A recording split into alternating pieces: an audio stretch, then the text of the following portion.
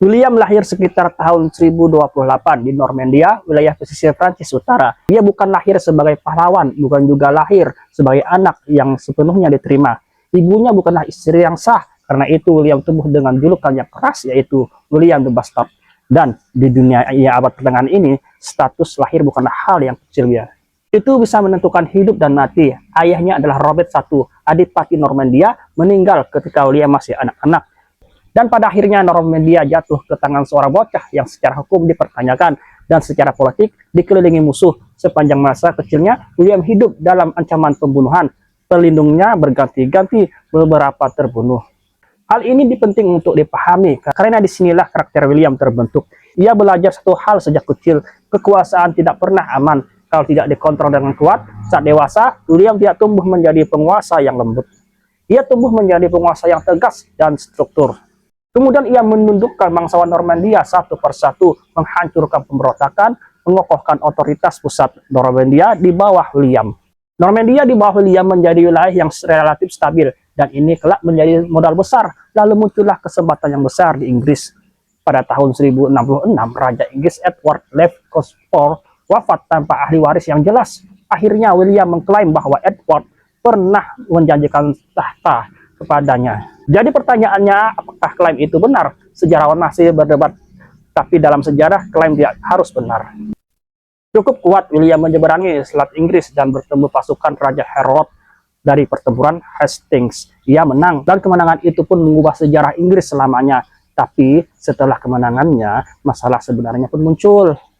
Menaklukkan negeri itu satu hal, menguasainya dalam jangka panjang adalah hal lain. William menghadapi rakyat yang tidak mengenalnya, bangsawan yang tidak setia, dan wilayah yang luas. Solusinya bukan hanya kekerasan, tapi restrukturisasi total.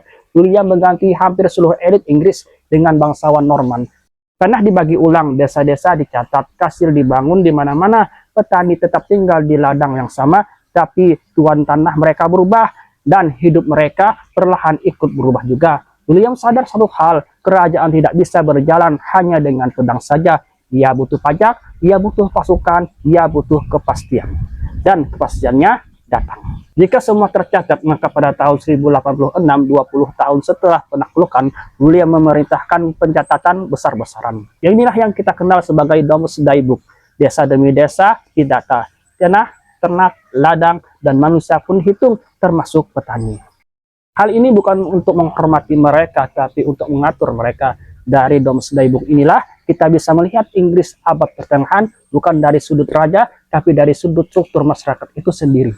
Seperti yang kita tahu, mayoritas penduduk adalah petani, ekonomi sepenuhnya agraris. Negara mulai bekerja lewat administrasi, ini momen penting dalam sejarah. Dan pada akhirnya William tidak lama menikmati hasil kerjanya.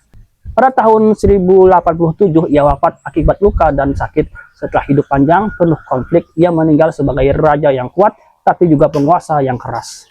Pada akhirnya warisan William bukan hanya dinasti, tapi cara berpikir tentang kekuasaan, bahwa kerajaan harus dihitung, bahwa tanah harus dicatat, bahwa manusia termasuk petani adalah bagian dari sistem itu sendiri. Dan disinilah kita kembali ke petani. Petani Inggris tidak mengenal William secara pribadi. Mereka tidak membaca piagam, tidak ikut perang, tapi hidup mereka berubah karena kebijakan seorang raja yang pernah hampir dibunuh saat kecil. Sejarah sering bekerja seperti itu. Keputusan besar lahir dari trauma, ambisi, dan ketakutan pribadi, lalu nampaknya dirasakan oleh jutaan manusia itu. Kalau hari ini kita hidup dalam dunia sensus, data, dan administrasi, ingatlah satu hal, itu bukanlah hal yang baru. William the Conqueror, salah satunya hampir 1000 tahun yang lalu.